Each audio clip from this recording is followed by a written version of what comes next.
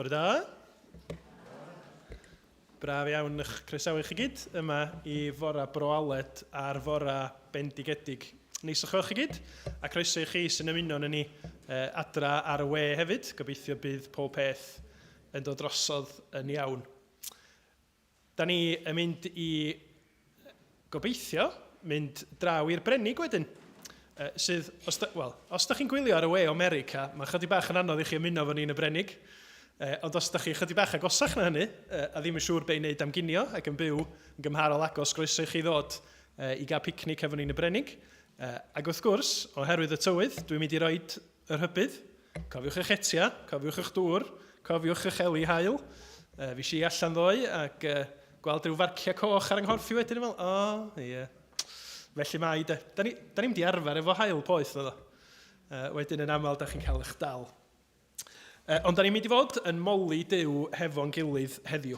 Yn diolch iddo fo am ei ddaioni, ac yn benodol yn meddwl am pwy ydy Iesu Grist. Ac o bosib ail feddwl pwy ydy Iesu Grist. Ond wrth i ni wneud hynny, be am i ni gychwyn yn darllen darn o'r Beibl hefo'n gilydd. Mi fydd geiriau Salm 146 i fyny ar y sgrin ac i fyny i chitha sy'n gwylio adra hefyd. Salm 146, sydd yn atgoffa ni pwy ydyn ni fod i ymddiried ynddo fo. Felly dewch i ni ddarllen y geiriau yma hefo'n gilydd, fydd na 2 sleid hon ar nesa. Salm 146. Hallelujah, mola'r arglwydd meddwn ni wrthof fy hun. Dwi'n mynd i foli'r arglwydd ar hyd fy mywyd, a chanu mawl i'm Duw tra dwi'n bodoli. Paid trystio'r rhai sy'n teyrnasu, dyn meidrol sydd ddim yn gallu achub. Mae'r anadl yn mynd allan ohono, ac mae'n mynd yn ôl i'r pridd. Ar diwrnod hwnnw, mae ei holl bolisiau yn dod i ben. Mae'r un mae Duw Jacob yn ei helpu wedi ei fendithio'n fawr. Yr un sy'n dibynnu ar yr arglwydd ei ddiw. Y Duw a wnaeth y nefoedd, y ddeiar, y môr a phopeth sydd ynddyn nhw. Amen. Da ni'n isio dibynnu ymddiried mewn unrhyw berson dynol, achos mae gen nhw gyfyngiadau go sylweddol ar be maen nhw'n gallu wneud, a mae'r gorau ohona ni yn methu. Da ni'n dod i ymddiried yn yr arglwydd. Duw Jacob, yr un sydd yn bendithio i bobl yn helaeth, yr un nad os na stop yn mynd i fod ar ei lywodraeth o yn Iesu Grist. Yr un sydd wedi creu nefoedd y ddeiar, y môr a phopeth sydd ynddyn nhw. Felly wrth i ni feddwl am y Duw bendigedig yna, dewch i ni droi ato fo a gweddio hefo'n gilydd.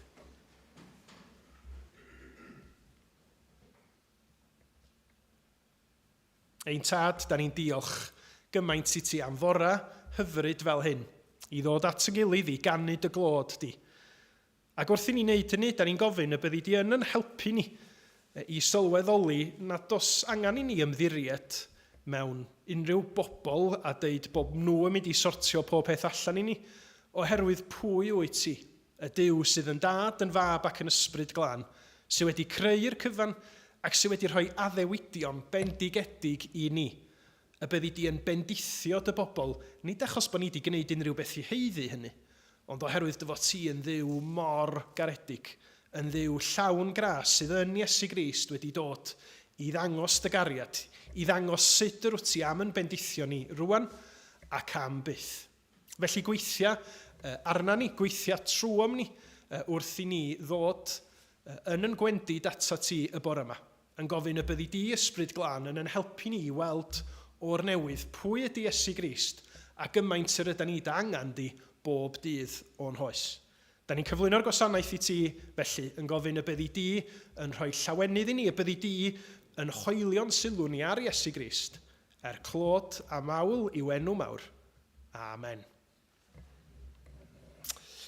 Wel, cyn i ni ganu'r emyn cyntaf, dwi isio chwarae gêm bach os di hynny'n iawn. Blant, oedolion, pawb yn hapus chwarae gêm bach? Wan. Y gêm ydy pwy ydw i. Nid pwy ydw i, ond pwy ydy'r bobl yma. Dwi'n mynd i sôn am bobl enwog. A dwi'n mynd i roi cliwiau bach i chi i'ch helpu chi ddyfalu pwy ydy'r bobl enwog yma. Iawn?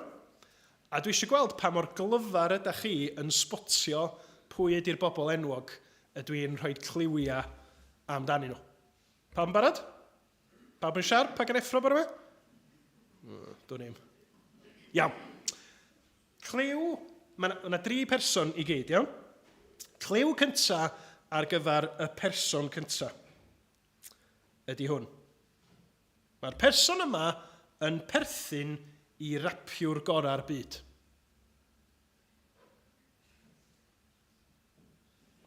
Sa rwy'n am fentro dyfalu pwy di'r person enwog yma.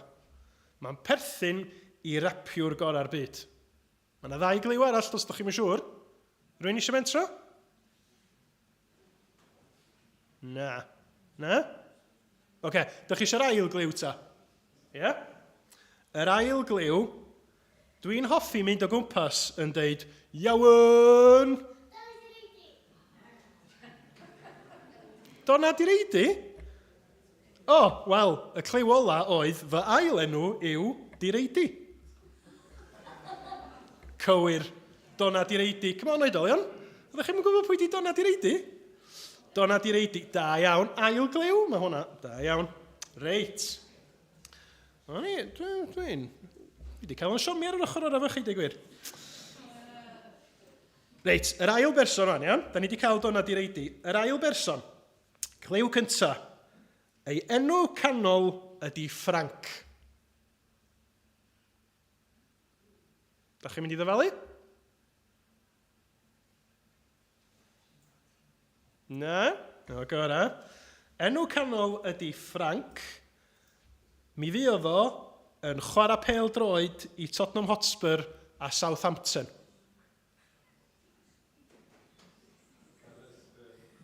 O!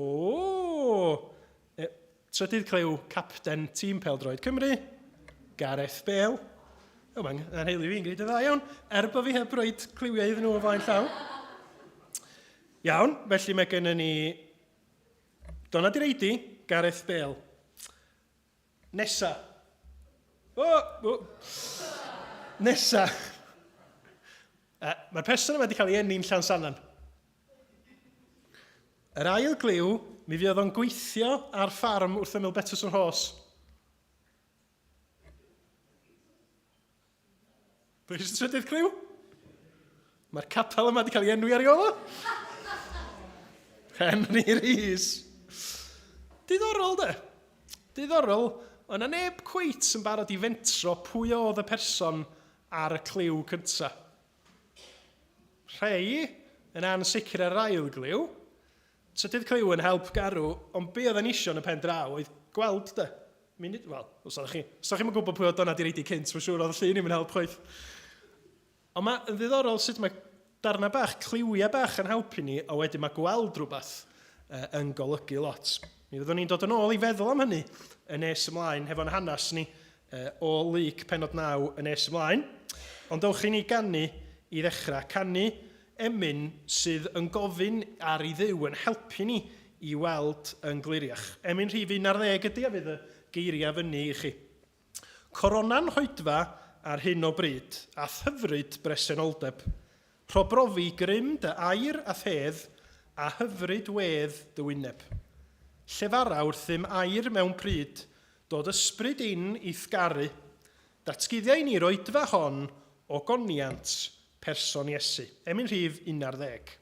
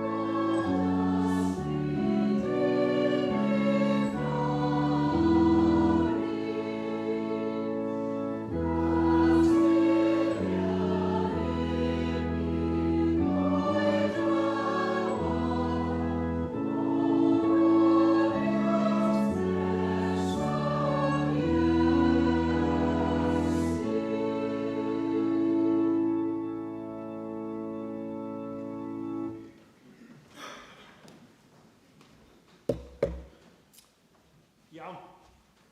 Blant a blant, mae gen i eisiau'ch help chi eto os newch chi sgwelwch yn dda. Weithiau, mae pethau'n anodd i wybod be ydyn nhw go iawn. A fyddwn ni angen chydig bach o help i wybod y gwahaniaeth rhwng pethau gwahanol. Pethau drwg, pethau da. Os ydy bwyd yn iawn i'w fita neu ddim, da ni'n gorfod ogleuo fo i weld os ydy troi neu di pydru, da ni'n gallu edrych arno fo i weld. Ond fyddwn ni angen help i wybod y gwahaniaeth rhwng pethau. Wel, na i gocsio bod fi'n mynd i goginio. Dwi'n mynd i goginio braw yma. Ond dydwch bod fi mynd i goginio caca. A dwi eisiau rhoi powdwr gwyn yn fy nghaca. Iawn? Sut ydw i yn gwybod yn union pa bowdwr gwyn sgwni angen? Gynna i ddau bowdwr gwyn yma. Sa'n oglen nhw? Mae'n edrych. Dwi'n siŵr bod fi'n colli nhw. Edrych yn eigon tebyg dydy? Sut dwi'n mynd i wybod pryn di pryn? Mae un fyswn i angen ar gyfer yng nghaca ac un dwi ddim wir eisiau fo. Ydych chi'n meddwl? Be sy'n mynd i helpu fi i ddeud gwahaniaeth? Blasu fo. Blasu fo? Wel, ti'n gwybod be? Mae'n chydig bach yn beryg blasu powdwr gwyn heb wybod yn iawn be ydi o. A bod yn onest. Achos sa'n gallu bod yn powdwr golchi sa'n gweithio'n sal. Felly eich bod blasu ddim y syniad gorau, tybed os na ffordd arall o ddeud gwahaniaeth rhwng gwahanol bowdwrs? Yn gwybod? Be am i ni drio ryw arbrawf bach? Wel, cwestiwn ydy, dwi'n cofio pryn ydy pryn. Reit, be tas ni rhaid un powdwr mewn cwpan bach fel yma? Iawn? Mae'n ymwneud fel yma. A wedyn, be tas ni'n ychwanegu ryw hwlydd bach i weld be ni'n gwyth? Ie? Wel, beth sy'n ei gwyth? Reit. Dach o fineg. Ydych chi'n gyda fineg? O, beth sy'n digwydd yna? Mae o'n wyn. Ie. Mae gen i sŵn. Diddorol. Ydych chi'n drio'r powdwr arall i weld beth sy'n digwydd?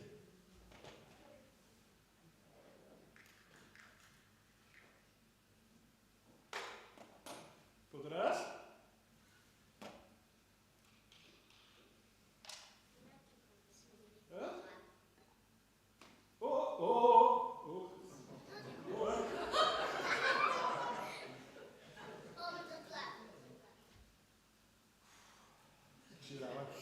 Siwr bod tra'n cael brawd yn fwy? O'n e'n wahaneth? Oedd. Gwahaniaeth gos o weddol, oedd? Wel, mae dal i fybl, sgwch. Oedd o'n help, doedd, i allu deud y gwahaniaeth rhwng y ddau bowdwr, achos dwi rwan yn gwybod na pa un di hwn. Rwy'n sy'n coginio gwybod? Bai cael. A be oedd y llall? Gwybod? Baking powder. Help, garw. Wan. Pan ydyn ni yn edrych ar y Beibl, mae yna bobl dda a phobl drwg. A mae'r Beibl yn deitha ni bod ni angen help weithiau i wybod pwy ydy'r bobl go iawn. A bod ni yn ffeindio hynny trwy weld y ffrwyth i bywydau nhw. Ond yn yr hanes fyddwn ni'n glywed yn y capel a chitha trwodd yn yr ysgol Sul, fyddwn ni'n clywed am Iesu Grist. A bod yna rhywbeth arbennig yn digwydd i Iesu Grist sydd yn helpu i ddangos pwy ydy o go iawn. Fel oedd yr arbrawf yna'n dangos go iawn pa un oedd y powdwr o'n i isio a ddim isio, mae'r stori da ni'n glywed am Iesu Grist yn mynd i fyny'r mynydd a rhywbeth yn digwydd iddo fo yn dangos pwy ydy Iesu Grist go iawn. Yn dangos rhywbeth arbennig iawn i ni am Iesu fysa pobl ddim wedi sylwi cynt. Ond yn bywyd ni, da ni angen help Duw i wybod lot o'r pethau yma. Da ni angen help Duw i wybod pwy ydy Iesu Grist a sut i fyw. A mae'r Beibl yn deud wrthyn ni bod yr ysbryd glân yn rhoi'r help yna i ni adnabod Duw yn well ac i nabod yn hunin yn well hefyd. Dyma chi un esiampl o lythyr Paul at yr Effesiaid. Lle mae o'n gweddio, dwi'n gofyn i Dduw, tad bendigedig ein harglwydd Iesu Grist, roi'r ysbryd i chi i'ch goleio a'ch gwneud yn ddoeth mwyn i chi ddod i'w nabod o'n well. Felly fel oedd Yr hylif a'r powdwr yna hefo'i gilydd yn helpu ni i weld y gwahaniaeth. Mae'r ysbryd glân yn helpu ni i weld y gwahaniaeth yn Iesu Grist a helpu ni i weld beth sydd angen newid amdana ni'n hunain hefyd. Diolch i chi am wrando. Dwch i ni weddio, a wedyn mi wnawn ni ganu emyn arall, a wedyn gewch chi fynd trwodd plant cynradd, dwi'n meddwl, gewch chi fynd trwodd i'r ysgol Sul i chi gael gwybod mwy am yr hanes yma. Dwch i ni weddio. O Dduw ein Tad, da ni'n diolch mai Duw sydd yn helpu ni wyt ti. Duw sydd pan ydyn ni ddim yn siŵr iawn o'r ffordd i fynd, pan da ni ddim yn siŵr iawn be i wneud o'r arglwydd Iesu Grist, fod ti'n rhoi dysbryd i'n helpu ni i weld y gwahaniaeth, i weld pwy ydy Iesu Grist go iawn. A dyna da ni'n ofyn fel yr apostol Paul heddiw hefyd. Rhoi ni'r ysbryd glân. I ni nid yn unig gweld Iesu Grist yn hyfryd, ond i ni allu ymddiried yn hunain yn llwyr i Iesu oherwydd pwy ydi o a be mae o di wneud. Bendithio ni, helpa ni fod yn ddoeth ac i weld yn gliriach mwyn i ni fyw dy glod di. Da ni gofyn hyn, clod a mawl i'n harglwydd Iesu Grist. Amen. Wel, da ni'n mynd i ganu, a mae hwn yn mynd i fod chydig bach o wahanol, achos recordiad fyddwn ni'n glywed, nid Mair fydd yn chwarae'r organ. Fyddwn ni'n clywed y recordiad o emyna mawl Bro Aled, ond fydd y geiriau dal fyny ar y sgrin i chi rhyw fath. Lle da ni'n canu mawl i oleini'r byd, ddaeth lawr i'r tywyllwch. Agor fy llygaid i weld, harddwch dy wedd sy'n rhoi gwefr i'm henaid, ti yw fy mywyd am nerth. A dyma fi'n daddoli, dyma fi'n ymgrymu, dyma fi'n cyffesu, ti yw niw. Rwy ti mor ddyrchafedig, o mor fendigedig, arglwydd mor garedig, rwyt mor driw. Dwch ni sefyll i ganu fo'n gilydd.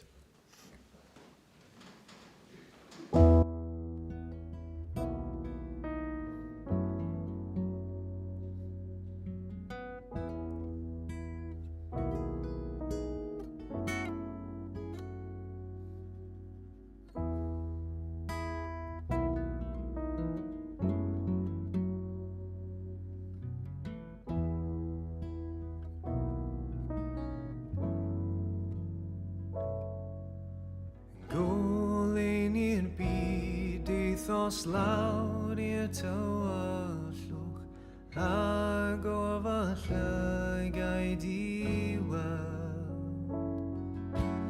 Harddwch dy wedd sy'n rhoi gwefr i'm henaid, ti yw fy mywyd am nerth.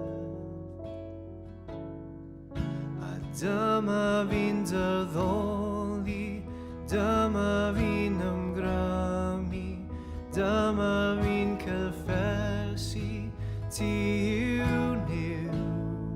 Rwy ti mor ddychafedig, o mor fendigedig, arglwydd mor garedig, rwyt mor driw.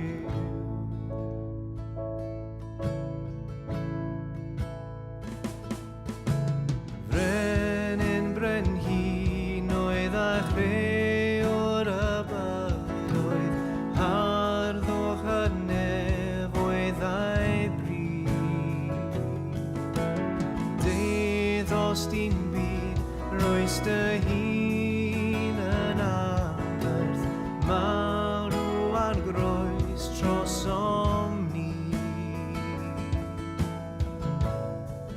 A dyma fi'n dyddoli, dyma fi'n ymgrymu, dyma fi'n cyffesu, ti yw niw. Rwy ti mor ddyrchafedig, o mor fendigedig, arglwydd mor garedig, rwyt mor driw. A phwy all ddirnad maint dyloes, yn dwyn fy mechod ar y groes. A phwy all ddirnad maint dyloes, yn dwyn fy mechod ar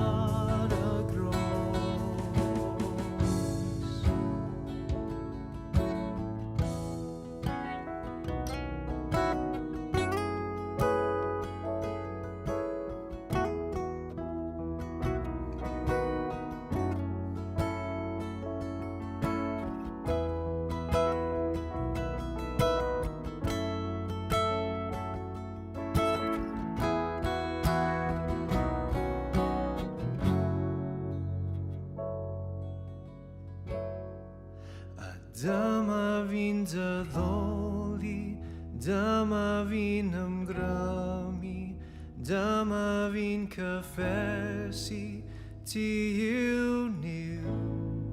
Rwy ti mor ddachafedig, o mor fendigedig, a glwydd mor garedig, rwy t mor driw.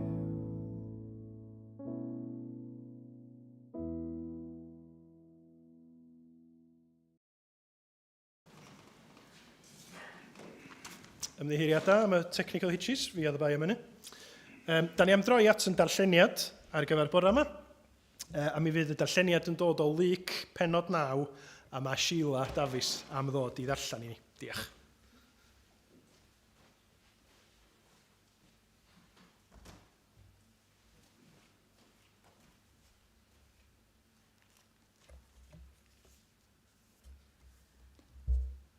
Y gwedd newidiad. Aeth Iesu i weddio ben mynydd a mynd â Pedr a Iago a Ioan gyda go. Wrth iddo fo weddio, newidiodd ei olwg, a throdd ei ddillad yn wyn llachar. A dyma nhw'n yn gweld dau ddyn, Moses ac Elias, yn sgwrsio gyda'r Iesu.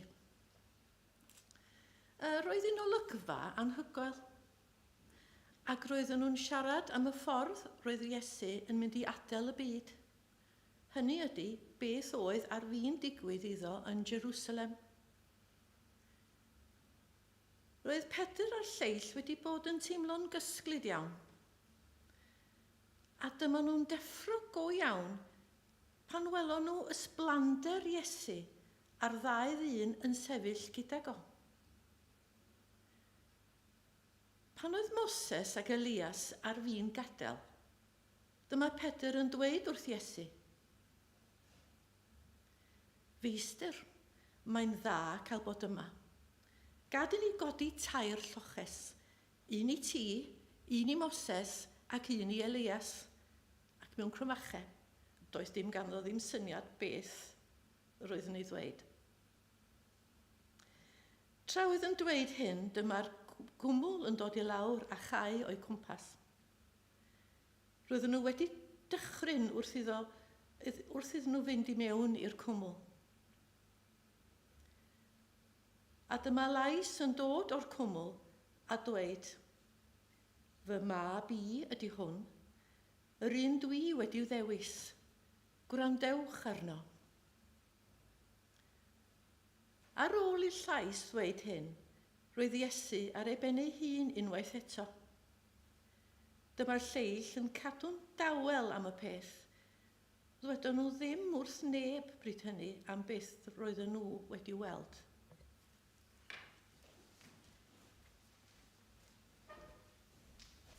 Diolch yn fawr iawn i ti, Sheila. Dwch ni weddio fo'n gilydd.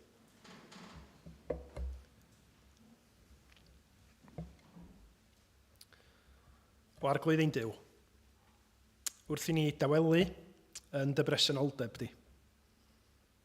Wrth i ni drio cael yn pen rownd be da ni newydd i glywed a trio dychmygu yr olygfa anhygoel yna. Da ni'n gofyn y byddi di yn agos ata ni. Y byddi di trwy dysbryd glân yn helpu ni rwan. Nid yn unig i ddeall yn feddyliol, ond arglwydd bod ni yn gallu ymatab yn heneidia i'r hyn yr ydyn ni'n ei glywed, yr darlun o Iesu Grist yr ydyn ni'n ei weld.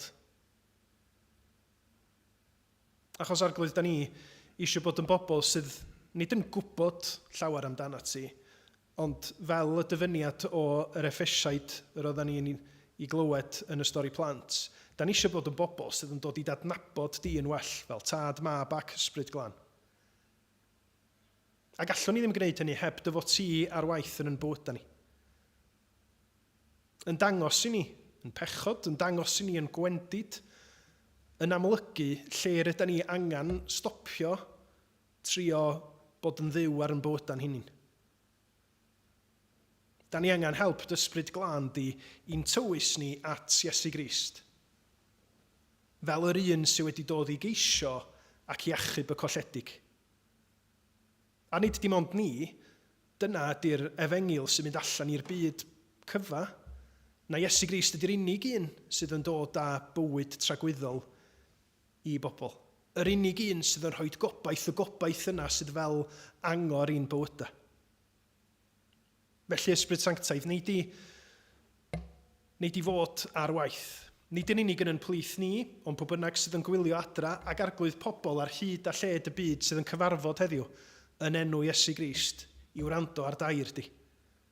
Yn dyheu am gael ymateb i'r hyn maen nhw'n ei glywed mewn ffydd, mewn edifeirwch, mewn ufuddod i thair di. O dad, da ni'n cyflwyno i ti y bore yma y rhai o'n plith ni, da ni'n gwybod amdanyn nhw sydd ddim yn dda. Nifer wedi cael triniaethau ac yn dod drostyn nhw. Rhai eraill yn disgwyl triniaethau ac yn byw bob dydd mewn poen anodd iawn dy gymod ag o.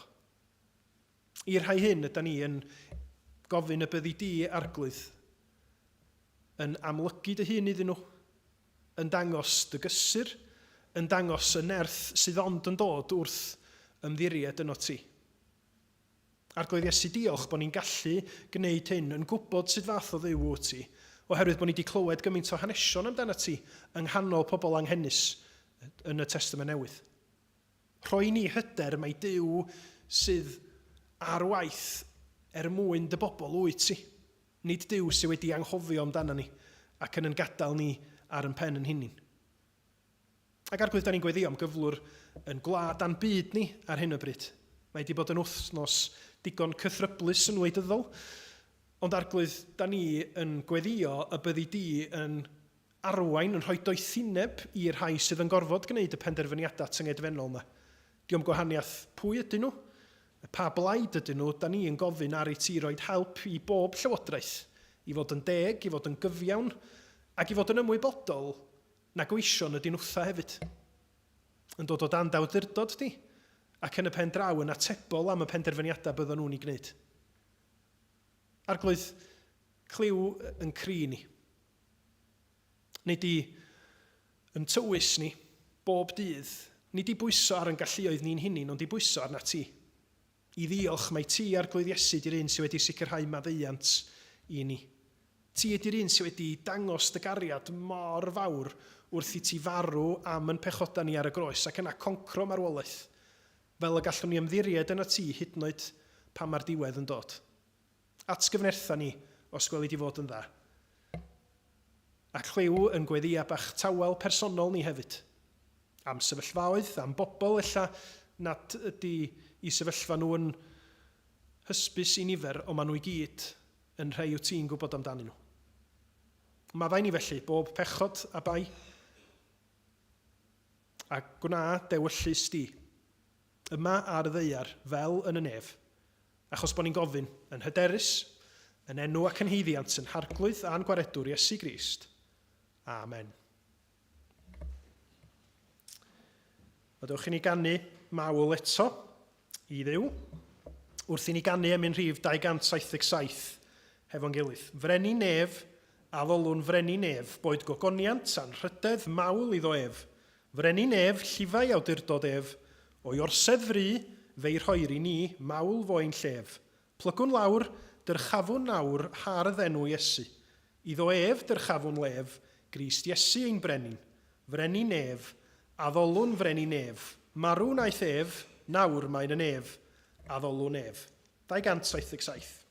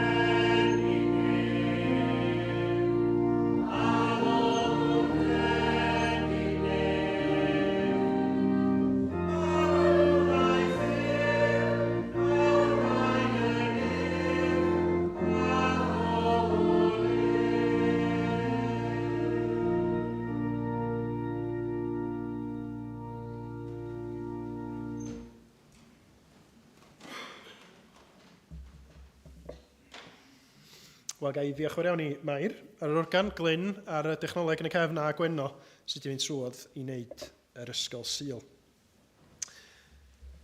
O'n i sôn yn yngweddi bod ti wedi bod yn wythnos eitha cythryblus. Os da chi'n gwylio newyddion, os da chi ddim yn gwylio newyddion, ella bod gyda chi'n syniad, da chi eisiau fi ddeitha chi beth nath ddigwydd os oes dweitha? Na, goes, na, da ni'n eisiau clywed mwy. Wel, ydy o di mynd? Na, ddim cweit di mynd, na di. Ond ar ôl scandals, be oedd o'n wybod, be oedd o ddim yn wybod, be oedd o di ddeud oedd o'n wybod wrth bobl eraill, cabinet yn gefnogol, chydig bach llai cefnogol, dim cabinet ar ôl, a wedyn ganol wythnos, wrth gwrs, mi ddoth y cyhoeddiad bod o yn bwriadu sefyll lawr fel arweinydd y Blaid Doriaeth ac yn sgil hynny fel prif weinidog. A mi oedd yna gyfnodau yn ystod yr wythnos lle fysai'n hawdd iawn i ni feddwl be yn y byd mawr sy'n mynd ymlaen ar hyn o bryd. Os na rwy'n yn llywodraethu o gwbl? Os na penderfyniadau'n cael ei wneud, neu di'n siambls llwyr a chyfan gwbl. Fyny chi roed eich barn ar hynny. Ond wrth i chi edrach ar newyddion os fuoch chi'n gwneud hynny, a clywed y gwahanol bobl yn mynegu barn, gwahanol aelodau o'r cabinet yn deud dyma pam ydw i wedi ymddiswyddo, neu dyma pam nad ydw i'n gwneud hynny, mi oedd o'n ddiddorol be oedd y pethau oedd pobl yn siarad amdanyn nhw. Oedd nhw'n wir yn siarad am bolisia am hoblogaeth, nag oedden? Nes i ddim clywed lot o grybwyll bod na ryw argyfwng mewn llywodraeth, a dyna pam oedd nhw gyd wedi gwneud penderfyniadau mawr. Mewn gwirionedd, cwbl oedd nhw'n siarad amdanyn nhw oedd un person. Un person, pwy oedd y person yna, Boris Johnson, ond yr hyn oedd di creu y fath ansefydlogrwydd oedd gwahanol safbwyntiau ar pwy oedd y person yma. Oedd o'n addas? Oedd o ddim yn addas? Oedd nhw'n ei gredu fo? Oedd nhw ddim yn ei gredu fo? Oedd nhw'n ymddiried yn ei lywodraeth o, neu yn gynyddol wrth i'r wythnos fynd yn ei blaen, doedd gynnu nhw ddim hyder yn y fo, a gynnu nhw'n misio'n byd i wneud hefo'i lywodraeth o dim mwy. A mae'n gwneud synwyr wedyn pam ydych chi yn gwrando ar rei o'r arbenigwyr ma'n deud, mae hon yn ddrama i gyd am un person. Dydy? Dydy hi ddim yn ffrau am, da ni wedi bod trwy gyfnodau digon anodd yn wleidyddol lle mae yna ffrau polisi am Brexit. Polisi oedd hyn, i gyd am un person. Ac wrth i ni feddwl heddiw ynglyn â'r hanes da ni wedi glywed o lyc penod 9, mae yna nifer o'r cwestiynau gafodd ei gofyn am Boris Johnson yn codi wrth i ni feddwl be ddigwyddodd ar fynydd y gwedd newidiad. Cwestiynau megis, pwy ydi o go iawn? Be mae o di ddeud? Be mae o di wneud? Ac yna y cwestiwn tyngedfennol, sut ydyn ni'n ymateb i hyn i gyd? A dyna da ni'n mynd i fod yn wneud hefo'n gilydd y bore yma am chydig. Nid gofyn cwestiwn am Boris Johnson, ond ystyried pwy ydi Iesu Grist go iawn, be mae Iesu Grist wedi ddeud, be mae Iesu Grist wedi wneud, a sut ydyn ni wedyn am ymatab i hyn i gyd. Pa benderfyniad ydyn ni am ei wneud. Achos y gwir ydy, mae'r cwestiynau yma, ella di codi pen wythnos yma, ond yn bywydau ni, mae'r cwestiwn o pwy da chi'n drystio, pwy da chi ddim yn ei drystio, yn mynd i ddylanwadu'n fawr ar sut yma'ch bywyd chi'n mynd yn dydy. Ydych chi'n cymryd cyngor eich doctor neu ddim? Ydych chi'n trystio y cydweithwyr yma fel bod chi'n gweithio yn y swydd yma neu ddim? Y gwir ydy, da ni'n gwneud penderfyniadau ar sail ymddirieddaeth, ar sail ydyn ni'n trystio pobl trwy'r amser dydyn. O mae'r cwestiwn yma am Iesu Grist, wrth gwrs, yn dyngedfennol, nid yn unig un bywydau ni, ond un tragwyddoldeb ni, un bywydau ni am byth bythoedd. Amen. Felly, dewch i ni gychwyn yn ystyried pwy ydy Iesu Grist go iawn. Dwi'n siŵr bod nifer o'na chi'n cofio y rhaglen yma. Dibynnu ar eich oed chi, mi fyddwch chi'n ei gysylltu fo hefo cyflwynwyr gwahanol.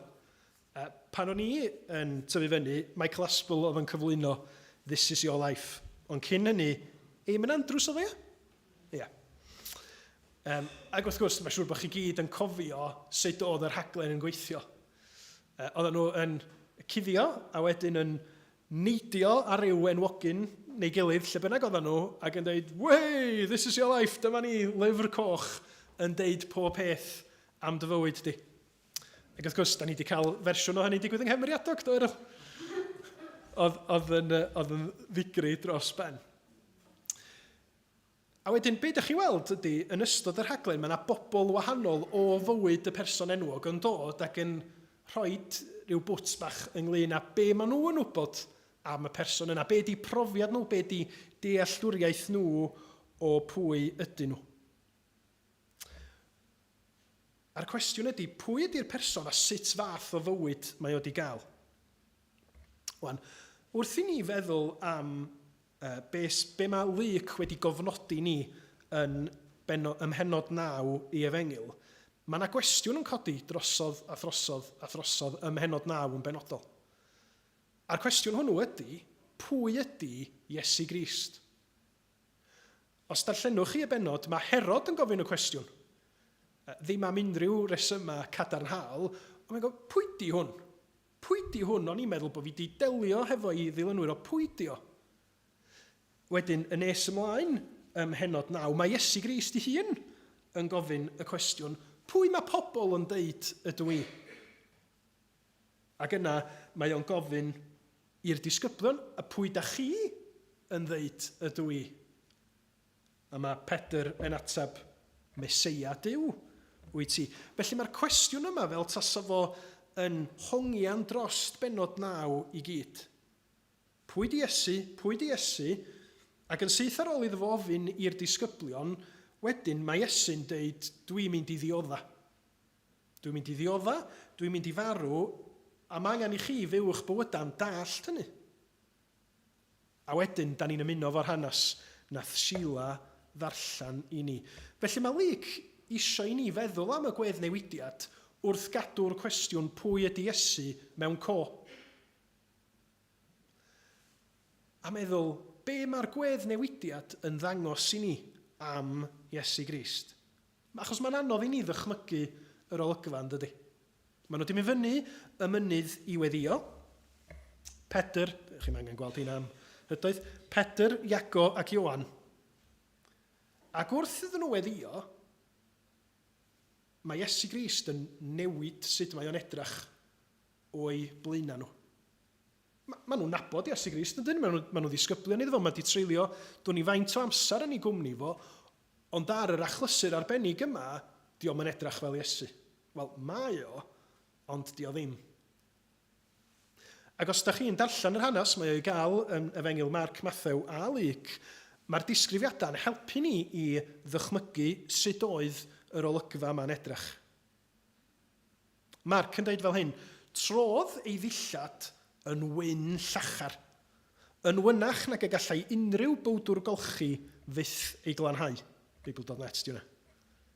Ac yna Mathew, roedd ei wyneb yn disgleirio fel yr haul, a throdd ei ddillad yn wyn llachar fel golau. Ac o'n darlleniad ni, wrth gwrs, y disgrifiad gawson ni oedd. Roedd hi'n olygfa anhygoel. Newidiodd ei olwg a throdd ei ddillad yn wyn llachar.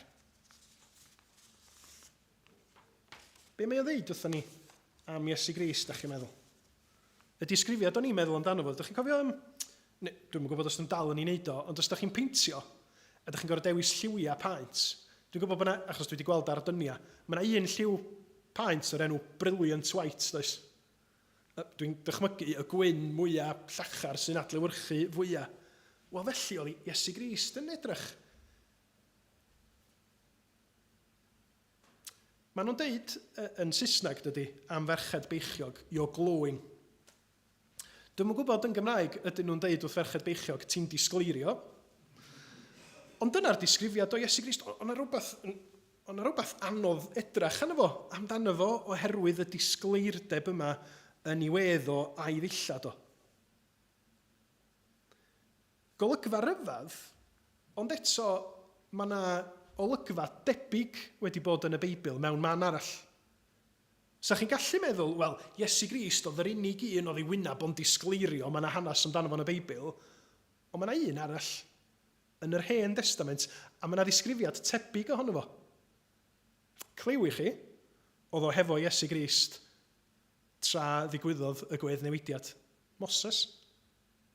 Mae yna ddisgrifiad o Moses yn llyfr Exodus, oedd o wedi mynd i fyny y mynydd, diddorol, myny'r mynydd mewn cwmwl at Dduw, ar ôl i'r bobl ddod allan o'r Aifft, ac oedd nhw'n cael oedd Moses yn cael y 10 orchymyn gan Dduw, ac oedd o fyny'r mynydd hefo Dduw yn derbyn y gyfraith am 40 diwrnod, a mi ddoth o lawr, dyma be mae Exodus 34 yn ei ddeud, pan ddaeth Moses i lawr o ben mynydd Sinai, gyda 2 lechen y dystiolaeth, 10 orchymyn yn ei law, doedd o ddim yn sylweddoli fod ei wyneb wedi bod yn disgleirio wrth i'r arglwydd siarad ag o. Pan welodd Aaron a phobl Israel Moses yn dod i lawr atyn nhw, roedd ei wyneb yn dal i ddisgleirio, ac roedd ganddyn nhw ofn mynd yn agos ato. Mae gwyneb Iesu Grist yn disgleirio yn ystod y gwedd newidiad, ond oedd gwyneb Moses yn disgleirio ar ôl iddo fo gael y 10 orchymyn. Pam oedd gwyneb Moses yn disgleirio? Achos bod o wedi bod hefo Duw. Achos bod gogoniant Duw fel tasa fod i rwbio ffwrdd ar Moses, ac felly bod yn agos at Dduw i weld yn Moses ar ei wyneb o. Mae gwyneb Iesu Grist yn disgleirio yn y gwedd newidiad, achos mae o'n dangos rhywbeth o'i ogoniant ei hun fel Duw. Rhyfeddol, de? A mae Pedr, Iago ac Ioan, fel tasa nhw'n cael y cipolwg bach yma ar Iesu Grist. Maen nhw'n gweld gwedd ar Iesu Grist nad ydyn nhw wedi weld o'r blaen. A maen nhw'n trio gwneud synwyr o'r hyn sydd yn digwydd. Iesu Grist a'i wedd wedi newid yn disgleirio, yn llachar fel yr haul, a'r ddau arall mae hefo fo. Moses ac Elias, legends yr Hen Testament, fysa nhw ddim yn dweud, ond felly dwi wedi ddisgrifio fo. Yna, yn siarad hefo Iesu Grist. A pwy di'r mwyaf ohonyn nhw i gyd? Moses, enw mawr os da chi'n iddew. Elias, un o'r proffwydi. Neu Iesu. Sylwch yn fama, di gwyneb Moses yn mynd disgleirio, gwyneb Elias yn mynd disgleirio, gwyneb Iesu sydd yn disgleirio. Fod i'r un sydd yn fwy na Moses, nag Elias, na'r holl broffwydi yn yr Hen Testament. Mae o'n dangos rhywbeth bendigedig i ni am pwy ydy Iesu Grist. Dangos i ysblander o, mae Beibl.net yn ei ddeud. Sut da ni'n disgrifio gogoniant neu ysblander? Wel, dangos pa mor wych ydy rhywun neu rhywbeth, ynde? A mae hyn yn cael argraff enfawr ar Pedr yn benodol. A da ni'n gwybod hynny achos mae Pedr yn sgwennu am y profiad yma yn ei lythyr sydd ar ddiwedd y Testament Newydd. Dyma y geiriau yn ei ail lythyr yn y benod gyntaf. Sylwch be mae Pedr yn ei ddeud. Dim dilyn rhyw straeon dychmygol clyfar oedden ni pan ddwedon ni wrthoch chi fod yr arglwydd Iesu Grist yn mynd i ddod yn ôl eto gyda grym. Dim o gwbl. Roeddan ni, fo a'r apostolion eraill, roeddan ni'n llyged dystion i'w fawrhydu. Gwelon ni o'n cael ei anrhydeddu a'i ganmol gan Dduw y Tad, daeth llais oddi wrth y gogoniant mawr yn dweud, fy mab Anwyl i ydy hwn, mae o wedi fy mhlesio i'n llwyr. Clywon ni'r llais hwn yn dod o'r nefoedd pan oedden ni gydag o ar ben y mynydd sanctaidd. Mae'r olygfa yma yn golygu bod Pedr yn ddiweddarach yn ei fywyd yn trystio pwy ydy Iesu Grist. Yn llawn ffydd bod Iesu Grist yn mynd i ddod eto hefo grym achos mae wedi gweld cipolwg o pa mor wych ydy o'n barod. Be amdana ni? Wel, yn naturiol, dyda ni ddim wedi gweld ysblander gweld gwynab Iesu Grist yn disgleirio fel nath Pedr, Iago ac Ioan, ond mae'r Beibl yn dysgu ni bod ni'n gallu gweld ysblander Crist trwy ffydd wrth i'r ysbryd glân fod ar waith yn bywydau ni. A dyna di'r gwahaniaeth rhwng Cristion ac arbenigwr ar y Beibl. Wel, mi ddylsa Cristnogion dyfu i fod yn fwy ac yn fwy o arbenigwyr ar y Beibl, ond allwch chi fod yn academig sydd yn astudio'r Beibl trwy dydd, ond da chi'n gweld ysblander Iesu Grist. Lle ar y llaw arall, allwch chi fod yn Gristion, sydd ddim wedi cael yr addysg mae i gyd, ddim yn ysgol haig, ond da chi'n gallu gweld gogoniant Iesu Grist trwy ffydd. Da chi'n deud mae'r person yma'n special, mae'r person yma'n wych, a mae o'n wych fel arglwydd a cheidwad i mi.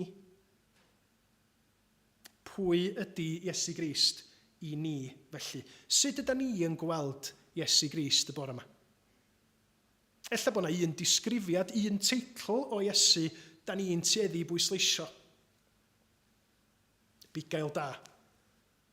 Iesu Grist yn ffrind i'r gwan a'r colledig, a mae hyn i gyd yn ddisgrifiadau Beiblaidd o Iesu, ond mae rhaid i ni fod yn ofalus nad ydyn ni'n cymryd yn disgrifiad da ni'n licio fwyaf ac yn dweud dwi'n mynd i anwybyddu pob disgrifiad arall o Iesu Grist. Achos trwy'r ysbryd glân, be da ni weld ydy cyflawnder pwy ydy Iesu'n cael ei ddisgrifio i ni. Mae Iesu yn deud dowch ata fi bawb sy'n flinedig ac yn llwythog, ond mae Iesu hefyd yn goncwerwr. Mae Iesu hefyd yn un sydd yn concro pechod a Satan yn ei rym rhyfeddol. Felly, cwestiwn cyntaf, pwy ydy Iesu? Yr ail gwestiwn, be mae o yn ei wneud? Felly, mae'r disgyblion wedi drysu. Wel, gyntaf yn nhw'n cysgu. Chi di sylwi pa mor aml mae'r disgyblion yn cysgu yn yr Efengyla? A'i beirniadaeth ohonyn nhw ydy hynny, neu ydy o'n dangos rhywbeth amdana ni, tybed? Bod ni'n gallu bod yn gysglyd iawn yn yn ymateb i pwy ydy Duw, pwy ydy'r arglwydd Iesu. Maen nhw'n cysgu, maen nhw wedi drysu, a wedyn maen nhw'n gweld yr olygfa yma. Iesu yn ei ysblander, Iesu yn siarad hefo Moses ac Elias. Wel, dwi eisiau i chi ddychmygu bod chi'n mynd ar un o'r cyfweliadau radio yma. A chyfo, dwi'n gwybod os dyn nhw'n gwneud efo Desert Island Discs, ond tasa chi yn cael dewis 3 person o hanes i gael swpar hefo nhw, pwy fysa nhw? Chi bod y teips yna o gwestiynau? Pwy fysa chi yn dewis fel enwogion sa chi licio bod yn ei cwmni nhw, tybed? Fysa fo'n rwy'n, ella dim yn rwy'n enwog, ella na aelod o'ch teulu chi, lle bod gennych chi nain neu taid, da chi heb gyfarfod, a chi dweud, swn i wrth y modd treulio amser efo y person yna. Neu fysa fo'n rwy'n fel Neil Armstrong. Swn i wrth y modd, tas ni'n gallu gofyn i Neil Armstrong, sut brofiad oedd camu ar wyneb y lleuad, lla'n dychmygu fo. Neu ella fel fi, da chi licio hanes, a sa chi'n meddwl, sa'n dda cael sgwrs efo Owain Glyndŵr bysa? Gofyn iddo fo, be nath ddigwydd i chdi go iawn? Achos mae hanes di dweud llwyth o bethau hirt amdano chdi wedyn. Bo chdi dal yn fyw o felly. Be ddigwyddodd i chdi? Pan da chi'n meddwl am eich panel o bobl o hanes fysa chi'n licio cael sgwrs efo nhw? Be fysa chi'n siarad efo nhw amdano fo? Fysa chi'n siarad am eich bywyd eich hun? Neu fysa chi yn gofyn iddyn nhw am yr hyn maen nhw'n enwog amdano fo? Tasa chi wedi dewis William Salisbury, fysa chi siŵr o fod yn gofyn pa mor anodd oedd cyfieithu'r Testament Newydd go iawn? Nes di guddio i fyny Shimdda yn Caerdydd go iawn, neu jyst pobl sydd wedi gwneud hynny fyny? Sa chi'n gofyn iddyn nhw rhywbeth enwog am ei bywyd nhw, bysach? Moses, Elias, Iesu Grist. Be oedd testyn i sgwrs nhw? Os mae'r darlleniad i deitha ni'n dydy? Oedden nhw siarad am yr Exodus? Am y môr coch?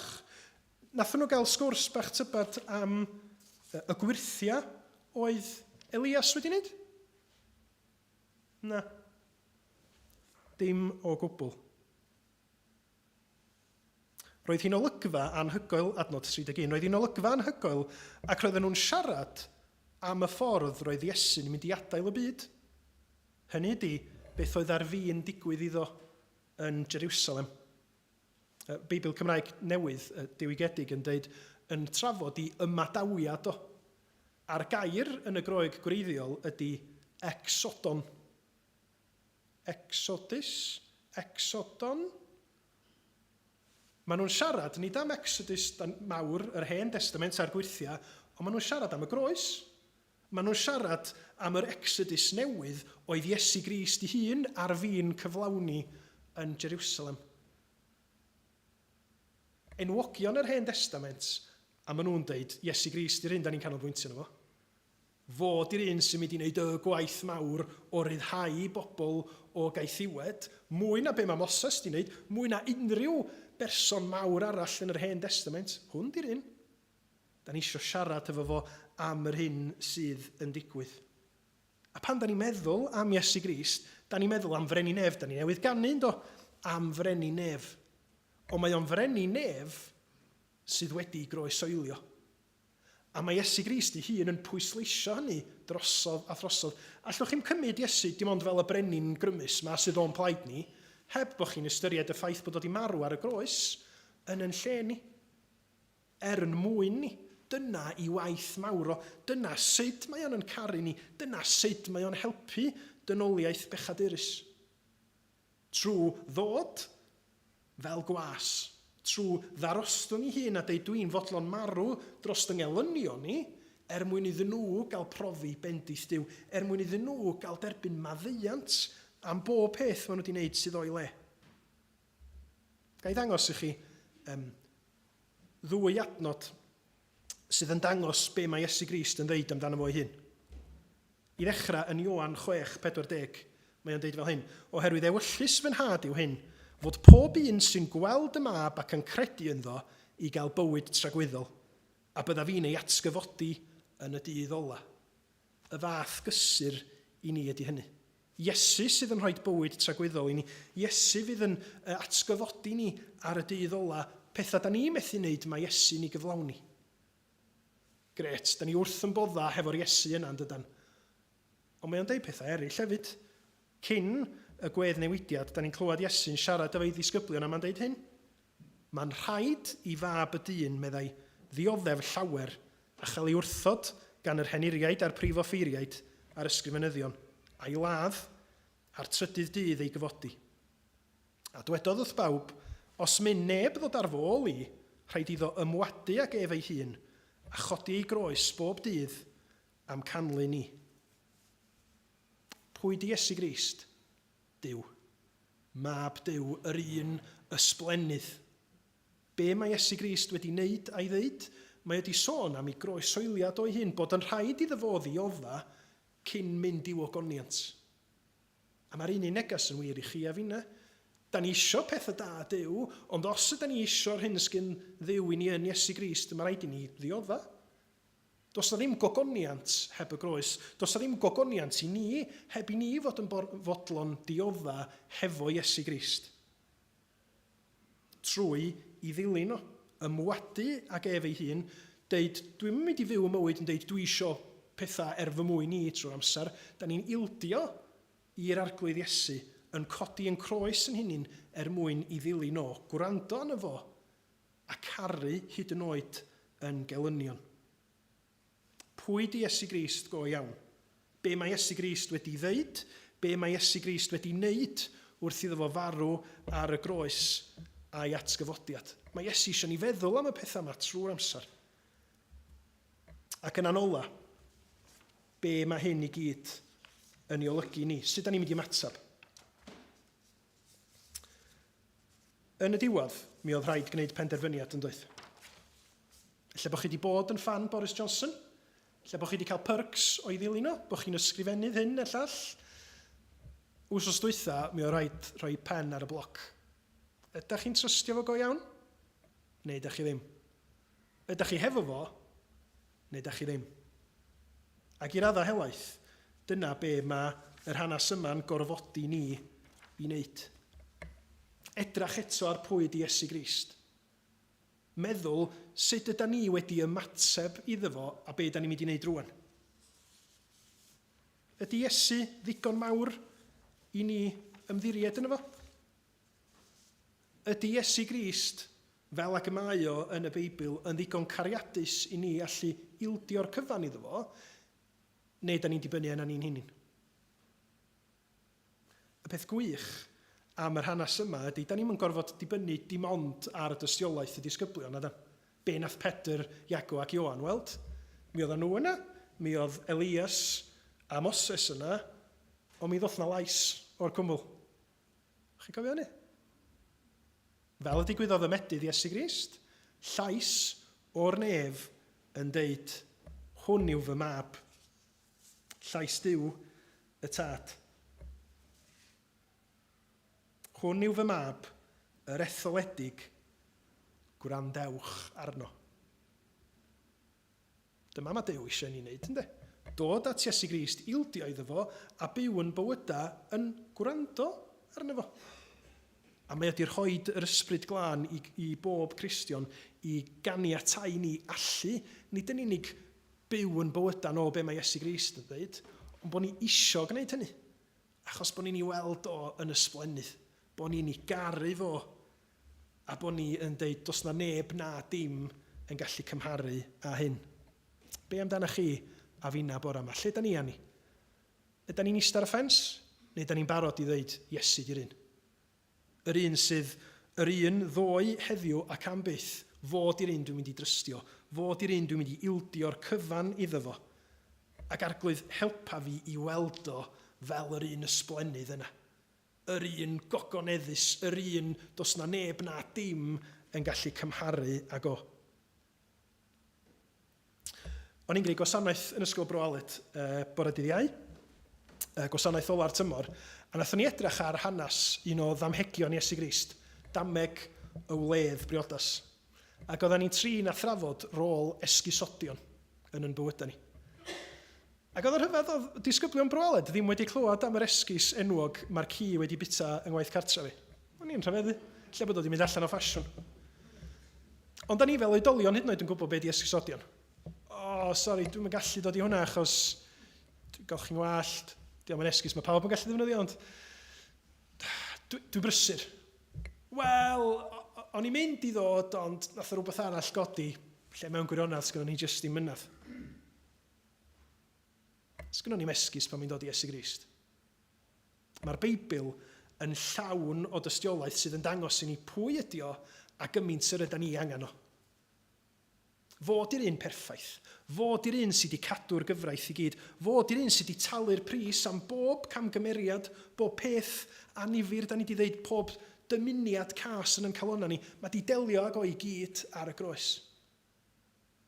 Mae wedi codi'n fyw o'r bedd, a trwy apostolion, trwy bregethwyr, trwy bobl heddiw, mae o'n anfon i neges yn dweud, dowch ata i. Dowch ata i fel ag yr ydych chi, ag ildiwch i mi.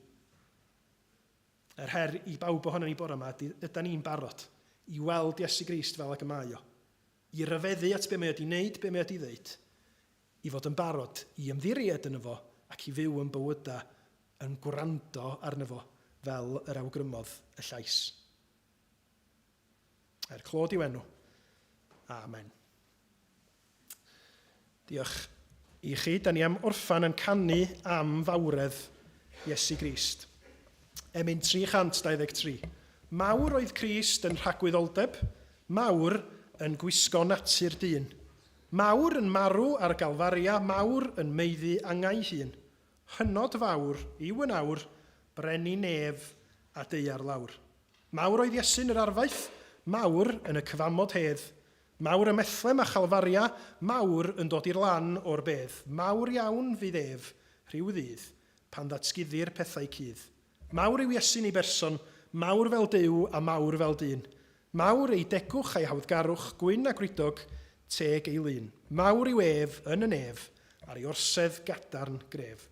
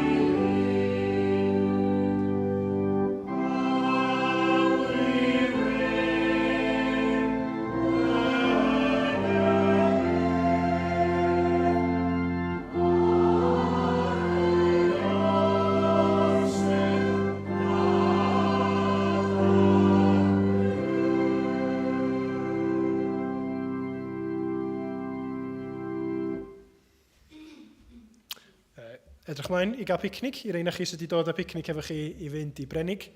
A cofiwch bod yna fwlcha casgliad ar y ffordd allan sy'n ni'n gwerthorogi, so chi'n cofio cyfrannu fan os allwch chi. A diolch o'r iawn i chi, gobeithio gael chi ddwrnod da, lle bynnag fyddwn ni yn mynd efo'n gilydd neu ddim. Dywch chi orffan yn cydadrodd y fendith efo'n gilydd. Gras ein harglwydd Iesu Grist, a chariad Duw, a chymdeithas yr ysbryd glân, a fydda gyda ni oll, o'r awr hon, hyd byth. Amen.